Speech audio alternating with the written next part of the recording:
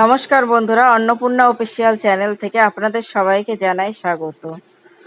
তো আজকে আমি চিকেন রান্নার আর এক রেসিপি নিয়ে চলে এসেছি। তো চলুন প্রথম থেকে শেষ পর্যন্ত ভিডিওটি দেখে নেওয়া যাক। তো প্রথমে আমি লবণ, হলুদ, সরিষার তেল আর লঙ্কার গুঁড়ো দিয়ে চিকেনটিকে মাখিয়ে রেখেছি। এবারে আমি চিকেনগুলো ভেজে নেব। তো দেখুন কড়াইতে চিকেনগুলো দিয়ে দিয়েছি, এবার উল্টে পাল্টে লাল লাল করে ভেজে নেব। দেখুন চিকেনগুলো আমার লাল লাল করে প্রায় ভাজা হয়েই গেছে। এবারে আমি চিকেনগুলো তুলে নেব। চিকেনগুলো আমি তুলে নিয়েছি। কড়াইতে দিয়ে নেব 100 গ্রাম সরিষার তেল।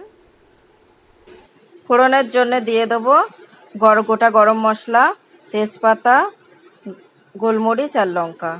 থেতলে রেখেছিলাম সেটাই দিয়ে দেব। তো দেখুন 2 মিনিট নেড়ে নেব। তো দেখুন এবারে দিয়ে দেব পেঁয়াজের কুচি। তো দেখুন পেঁয়াজের কুচি আমি 3 মিনিট ধরে ভেজে নিয়েছি। এবারে দিয়ে দেব আদা আর রসুন বাটা। মশলাগুলো 5 মিনিট ধরে কষিয়ে নিয়েছি। এবারে দিয়ে দেব লবণ, লঙ্কার গুঁড়ো, ধনিয়া জিরের গুঁড়ো আর দিয়ে দেব হলুদ গুঁড়ো। তো এই উপকরণ সব একসাথেই দিয়ে দেব। দিয়ে আরও আমি 3 থেকে 4 মিনিট মশলাগুলো দেখুন মশলাগুলো আমার কষানো হয়ে গেছে, তেল বেরিয়ে গেছে। এবারে আমি চিকেনগুলো দিয়ে দেব। তো দেখুন এবারে আমি 5 মিনিট ধরে এগুলো কষিয়ে নেব। তো দেখুন বন্ধুরা চিকেনগুলো আমার খুব ভালোভাবে কষানো হয়ে গেছে। এবারে আমি এর মধ্যে দিয়ে দেব পরিমাণ মতন জল।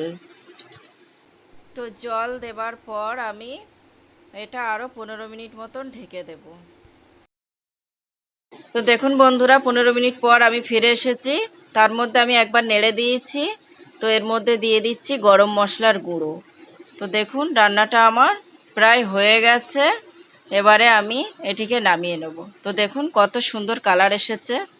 রান্নাটা যদি ভালো লেগে থাকে আপনাদের, তো লাইক কমেন্ট দিয়ে পাশে থাকবেন।